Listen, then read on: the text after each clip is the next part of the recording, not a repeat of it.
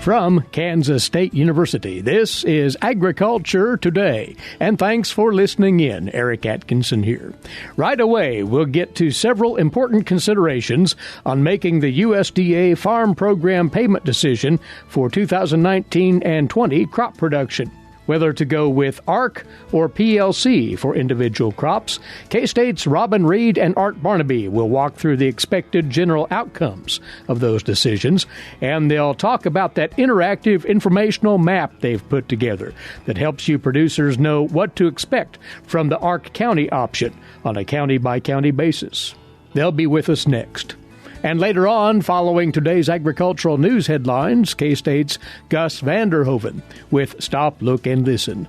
That's what's ahead on this Agriculture Today.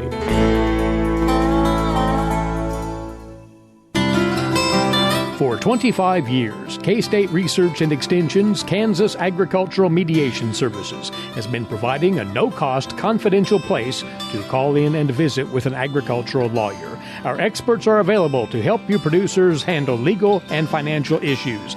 Explore your options and generate solutions. Call us at 800-321-3276 or visit us online. Kansas Agricultural Mediation Services.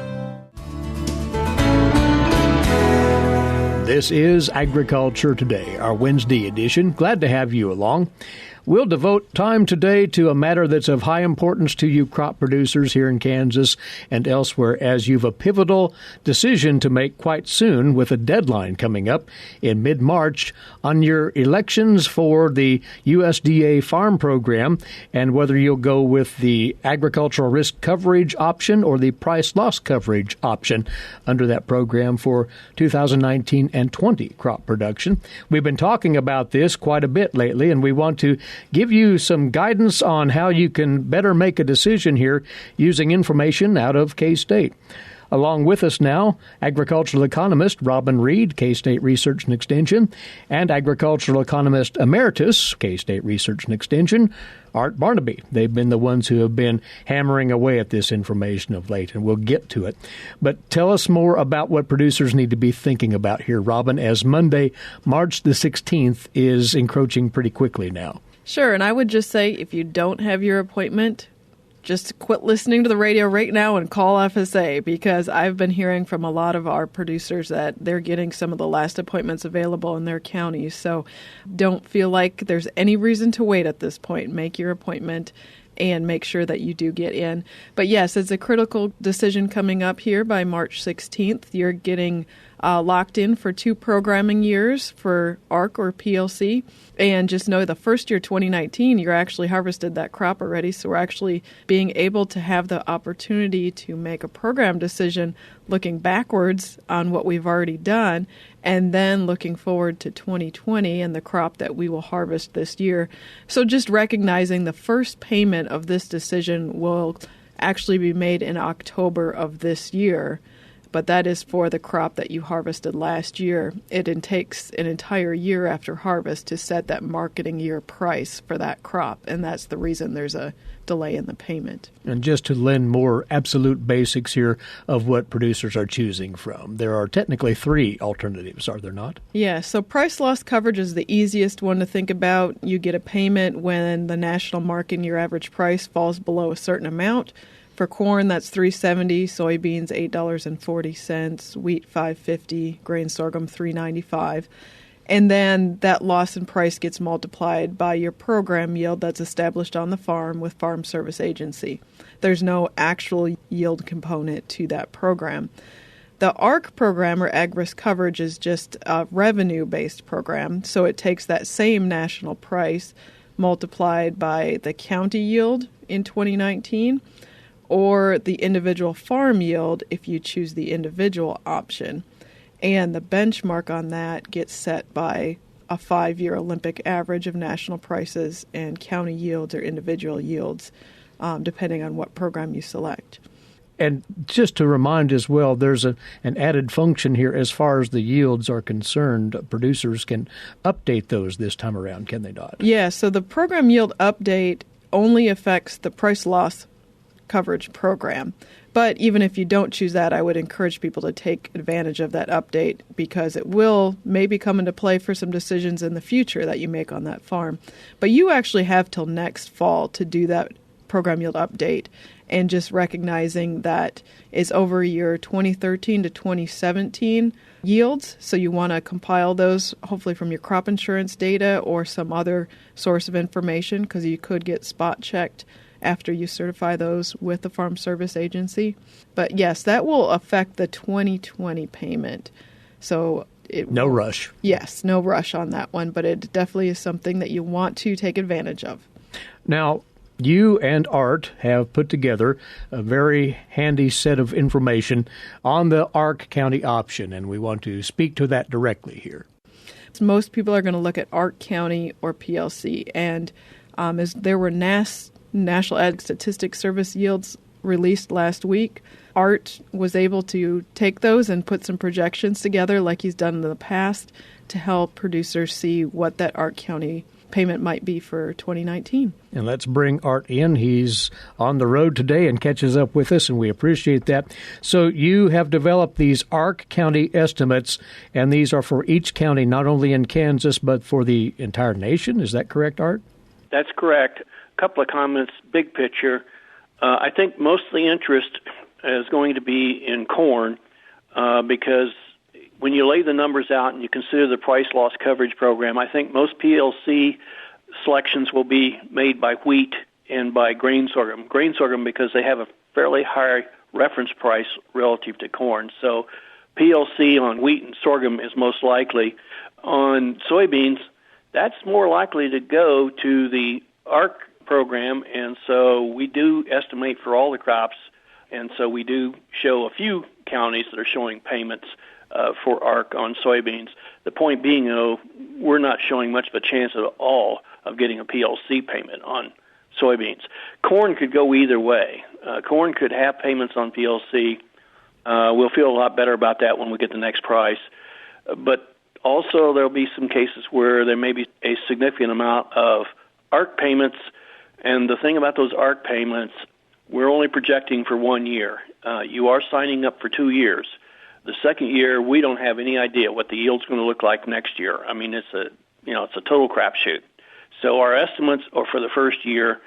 With that in mind, the best data available to us right now for county yields is from NASS. They changed the procedure in the law, and FSA is now required to use RMA data as their primary source of data rather than NASS data, and that's a switch from the last time. That change is a pretty significant one, but remember, FSA still sets their own yield. They're using RMA data to set it, but that doesn't mean that you will necessarily get the same county yield from FSA that RMA uses for their county yield to determine the supplemental coverage option payment, which is a county-based insurance program. By the way, you can only buy that extra coverage if you're in PLC. You can't buy it if you take the ARC program. So we set out to put this together. The first thing they did is they did trend adjustment on the county yields. That really increases the corn yield, the historical corn yields in a lot of counties.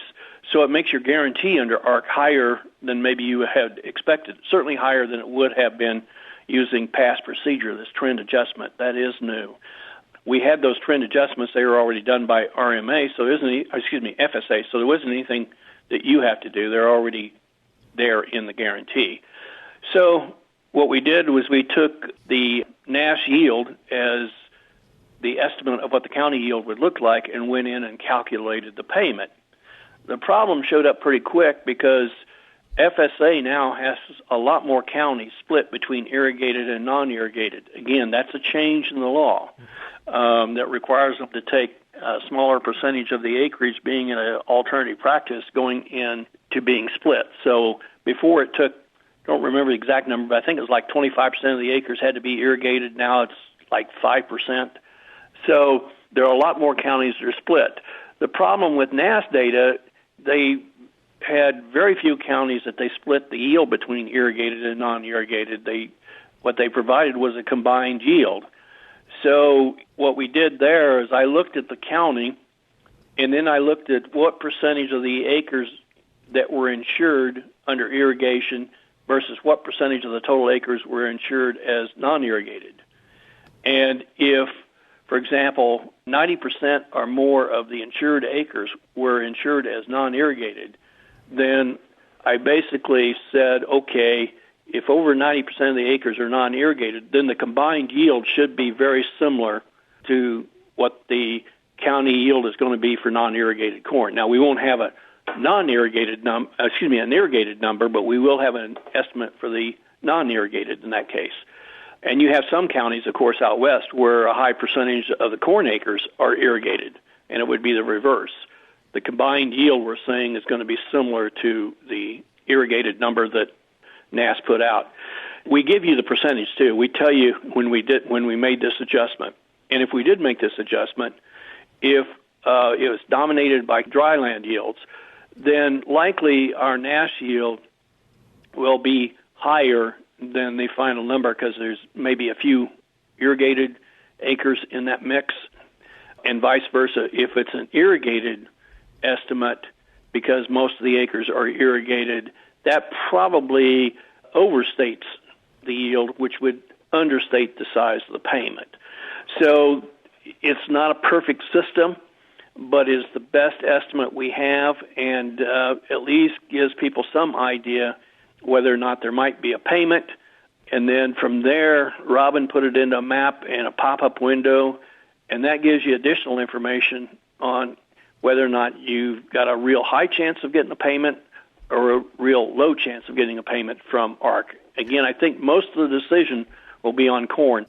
Very well. And there is more we'd like to get into on this ARC PLC decision, and once more how this tool that you and Robin have put together, Art, outlining the potential payoff to the ARC County option for 2019 and 20 crop production.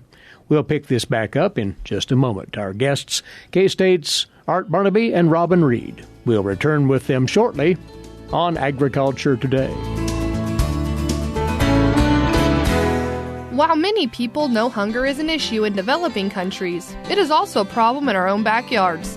In 2010, 1 in 7 Kansans struggled to put adequate food on the table. 2 K-State research and extension programs are tackling this problem. The Family Nutrition Program and Expanded Food and Nutrition Education Program reach thousands of Kansans in more than 70 counties. They learn how to eat healthy with a low budget.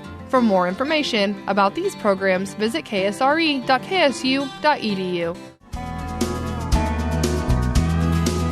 Agriculture Today continues now, and our guests once more from the Agricultural Economics Department at K-State, Robin Reid and Art Barnaby. They have been hard at it in recent weeks, putting together information for you producers that hopefully will lend to your decision on which way to go with your USDA crop program participation for 2019 and 20 production. You need to decide by Monday, March the 16th, whether you'll opt for the ARC or PLC program. And again, Art and Robin have put together a quite functional informational tool that'll help you along in this choice. We'll talk more about it in a second. But Robin, for a moment, to revert back to something that you shared with us in an earlier conversation here on the broadcast. As producers contemplate what they'll do here, ARC or PLC, you're urging them to not rely so much on their past experiences with the program. Yeah, I would encourage producers, don't look at what you should have done in the last farm bill and just solely make your decision going forward on that. What we've tried to do here, most producers are going to look at PLC or ARC County as the two decisions they'll make, and they can make those by FSA farm number and by each commodity that they have base in. ARC Individual, we see some unique situations where it's advantageous, one of those being farms that were 100% prevented plant in 2019. There's a stipulation in there. You can take a zero yield if it's 100% prevent plant and get the full ARC Individual payment for 2019. The quote that I like to use on that is, it's watching your barn burn down and then deciding if you want to buy insurance. We just have a unique opportunity that we already know that farm yield for 2019, and we can see if that's the best program, going ARC Individual. It also, if you have a very significant yield loss at the farm level, even if it's not prevent plant, just a low yield on the farm level, and you have corn and soybean base especially, that might be a program to look at. Robin, this interactive map that's been put together, you and Art have worked very hard on this. When a producer clicks on a county, precisely what will they see so they can have an idea of what to expect here? Sure, Eric, and they don't even need to click on a county. If they hover over it, a pop-up window, like Art mentioned, will come up. And we have both a Kansas map and a national map. So if you're not here in Kansas and want to look at that national map, you might want to zoom into your state so you can hover over the county of interest. But basically what it's going to tell you is the benchmark yield and price that's setting your guarantee for the Ark County program in 2019. And then it will use our estimated national price. We're still in the price, marketing your average time frame. We will be for these fall crops until the end of October. So those prices for this year are still projected. And then the NAS yield, as Art was talking about, so we can look at what the current year revenue was and compare that to the benchmark. So just to use a county here to illustrate, so Jackson County non-irrigated corn had a benchmark of 138.2 bushels for 2019 and a corn price of $3.70 setting their guarantee. So they have a benchmark revenue a little over $500. The ARC program starts paying when revenue falls below 86% of that. So their actual guarantee is 439 bushels an acre. Now, what we saw from NAS is a reported yield of 137 bushels times our projected price right now of $3.78. That revenue is much higher than what it would take to kick in an Ark County payment. Our map tells you what yield would trigger any payment and what triggers the maximum payment. So for Jackson County, they would have to have a yield below 116 bushels an acre at the county level to trigger any payment. And with NAS releasing 137 bushels, by looking at that, I would say there's absolutely no chance of a payment there in Jackson County. The map also has a lot of not available labels on it. And as Art was saying, that's because what NAS released, if they even released a number for that county, doesn't match the irrigation designation for the Ark County program. But we can still say some information about that county even so. So just kind of moving over to Potawatomi County, their guarantee looks very much like Jackson County, but NAS did not report a yield that we could use. But we still know that county needs 110 bushel yield to trigger any payment, and then Potawatomi County would have to come in with a county yield less than 125 bushels to trigger any payment, and 110 bushels to trigger the maximum payment. So just by knowing that information, you can have a kind of an idea of if your county would trigger a payment or not. It really spells it out handily here, and that's the point of this tool you put together for producers to take advantage of. Want to come back to this, though, Robin, and Art pointed it out. Again, relying on NAS yield numbers at this point, with the RMA numbers actually to be used to figure these in the end. But these are representative enough to give a producer, the NAS numbers, an idea of what their best choice might be. Yeah, and what I would say is the most useful if you see that your county is way out of a limit to get that payment. So if you had a really high yield in that county and there's no chance of an Ark County payment in the first year, that would lend corn especially a little more towards PLC. If you can see in corn or soybeans that there's a good chance of a sizable Ark payment, even though, as Art mentioned, that yield is not the final yield that FSA is going to use, but should be correlated fairly close with it. That's a decision to maybe put that base in Ark County instead of PLC. I will reiterate with wheat and grain sorghum, though, the price projections are so low that really does lend itself to the PLC program. And on our map, we actually put a value. On wheat, you'll see a lot of payments across Kansas for Ark County, but we put a value on there what program yield you will need in PLC to actually beat that payment by going into the PLC program. And I would say unless there's a really low program yield on your farm, most every situation that I see, PLC will beat the Ark County payment in both grain, sorghum, and wheat. All right. one more thing that pops to mind, again, RMA data will be used for the calculations here. If a producer is thinking, well, I didn't insure all of my crop, part of my crop, and so forth, that's not really relevant here. We're talking about county RMA numbers. Yeah, that's correct, Eric. It is the county number that's being used. And remember, FSA is using RMA data, but FSA still sets their own county yield. Now, I should stress, this is not being done at your local county office. This is being done at their national office. So they'll come out of Washington, whatever the numbers are. But the point being, we don't know for sure what they will do with counties where there may be a lot of uninsured acres for some reason. We don't have a lot of that in Kansas, but that's possible. What would they do if you had a lot of acres that were prevented planted? Because the prevented planted acres don't come into the equation. Or you got counties that are heavy corn going to silage rather than for grain. In that case, are they going to make some adjustment because maybe only a small percentage of the acres are actually being grown for grain? I don't know the answers to any of those things. I'm just saying that there's reasons that FSA might come up with a yield that's a little different than the county yield that RMA comes up for their SCO program. To be determined on some of these things. But again, there is information out there producers can contemplate and make use of right now in the form of what you put together on the agmanager.info website. And in parting, we started with this, Robin, we'll finish with it. If producers haven't gotten the process along, it's more than high time that they did so. Yes, very much so. And if they are just not able to make that decision, I would encourage them to contact their local extension agent, go on to Ag Manager under our Ag Policy section, and they can read some of the articles that we have about this decision, look at the map, look at some of the decision tools we have. I do have a small video up there as well, and just look over the information. And, it is still, at the end of the day, a gamble of what program is going to be best. Luckily, this time it's a 2-year decision instead of a 5.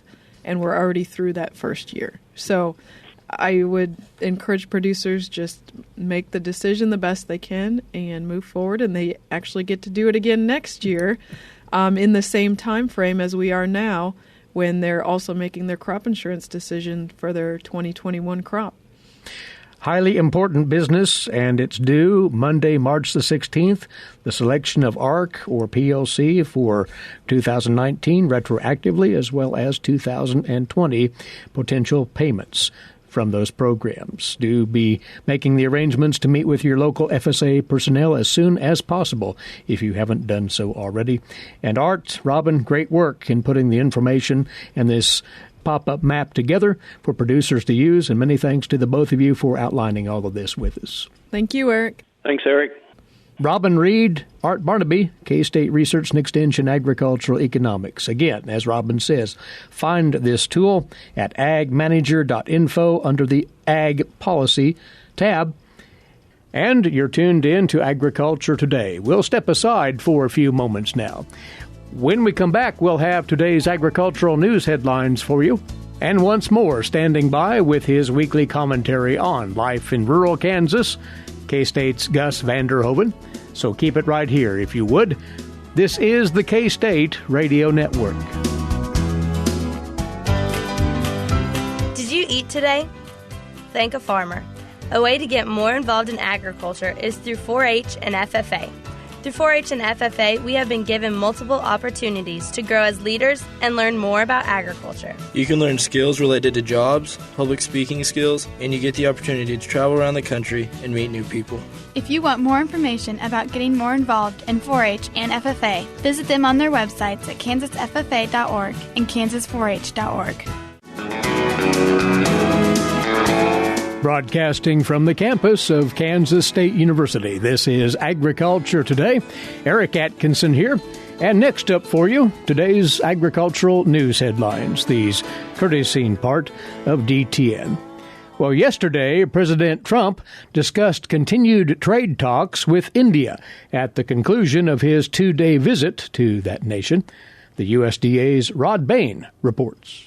A deal on U.S. exports of natural gas and military-style helicopters to India announced during President Donald Trump's two-day visit to that nation. Yet negotiations continue on further trade opportunities in India, such as for agriculture. The president, talking to reporters Tuesday, said in terms of when a potential U.S.-India free trade agreement might be reached. I would say if the deal happens with India, it will be toward the end of the year. And if it doesn't happen, we'll do something else that will be very satisfactory. The president acknowledged the importance of India as a growing export market. India is going to be a tremendous player over the next period of 50 years and 100 years. You're talking about the largest population in the world. You're talking about tremendous country in terms of its heritage. Economically, they have great potential. Yet he adds high, long-standing Indian tariffs on imports from the U.S. and other nations need to be reduced or removed. Because India is probably the highest tariff nation in the world, meaning charging tariffs to outsiders. I'm Rod Bain reporting for the U.S. Department of Agriculture in Washington, D.C.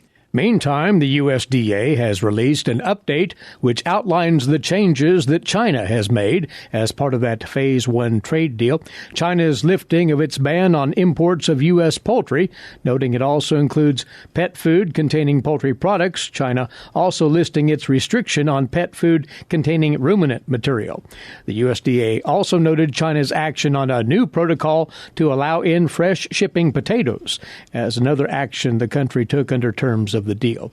China has also updated its list of U.S. facilities that can export animal proteins, pet food, dairy, and tallow for industrial use, and also broadened its list of U.S. seafood products.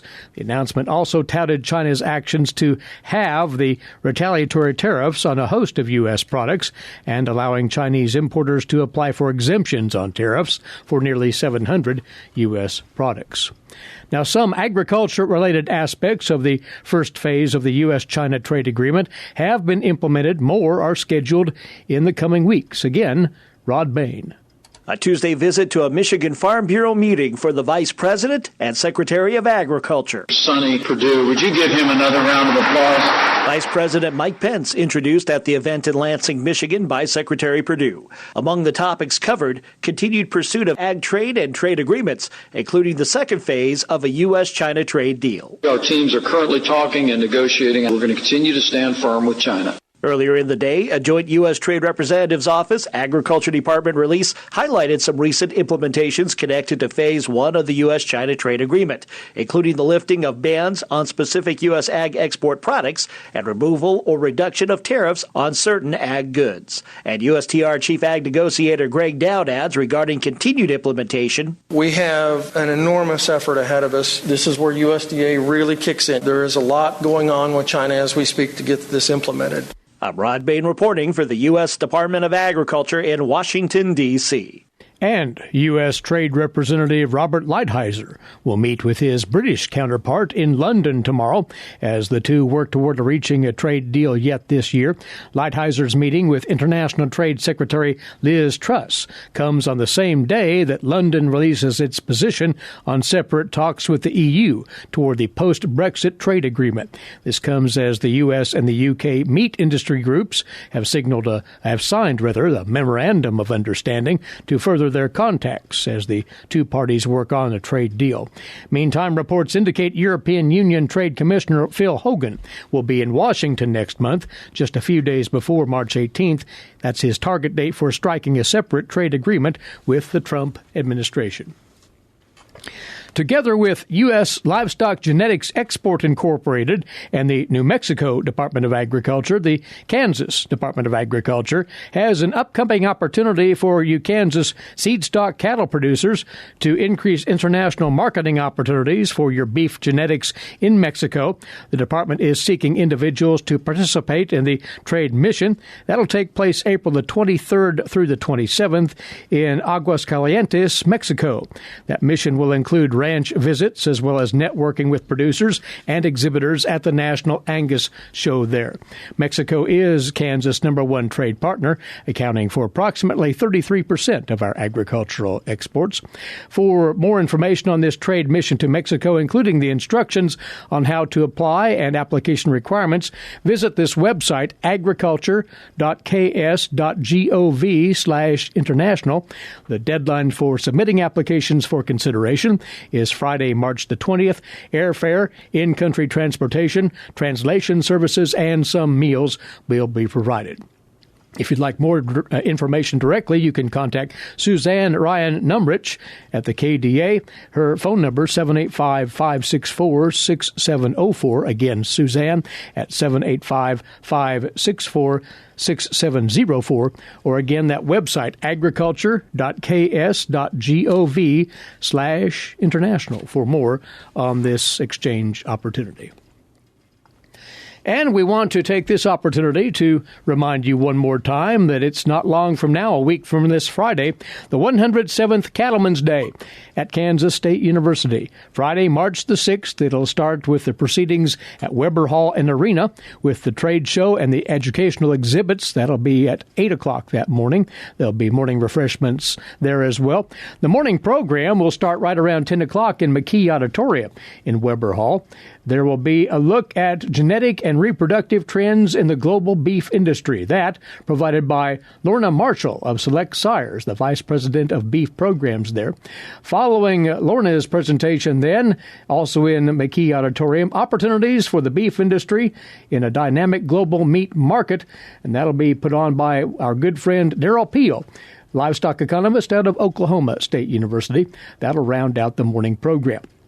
We'd also remind you that there are a host of breakout sessions taking place that afternoon, including covering factors influencing the sale price of calves, an update on insemination timing with sexed semen, split time AI, and embryonic loss. That'll be covered. Current changes in the Mexican meat industry and the impact of Mexico's new beef quality grading system will be covered. There'll be a calving school put on and a look at ruminant digestion as well as forage sampling. It's all part of the Cattlemen's Day program. It's not too late to register, not at all. And to find out more about that, as well as the program itself, go to ksubeef.org, ksubeef.org. Looking forward to seeing you cattle producers at Cattlemen's Day, a week from Friday. This is Agriculture Today. Hamburgers, roast, ribs, steak, or whatever you prefer. Beef, it's what's for dinner. Kansas cattle farmers produce 7.5 million head of cattle per year. It takes about 7 tablespoons of peanut butter to get the same amount of protein in 1 serving of lean beef. Support your local Kansas farmers and ranchers. Eat beef. This message was brought to you by the K-State Animal Sciences Leadership Academy participants. This is Agriculture Today. Stop, look, and listen.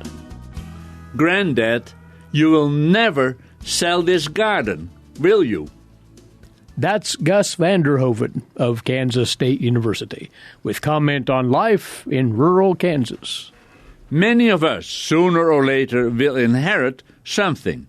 It may be from an uncle or an aunt we were very fond of, or it may be from someone we really didn't know, but we are bequeathed.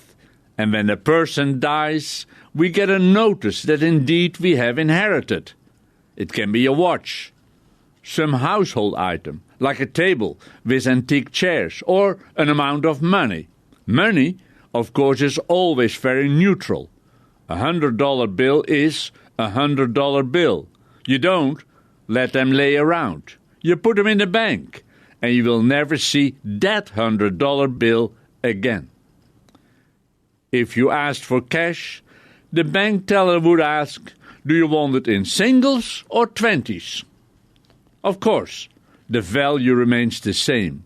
That is monetary value.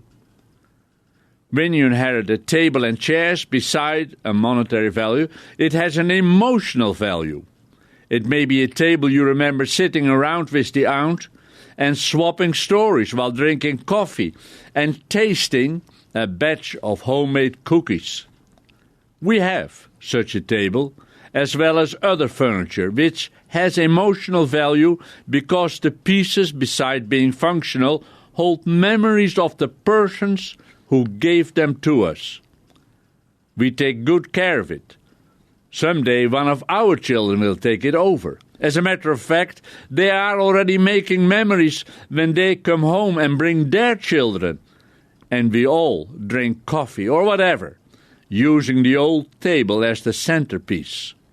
So even if it is sad when old people die, inheriting can be fun, but also can be a responsibility you have to take care of. I'll give you an example.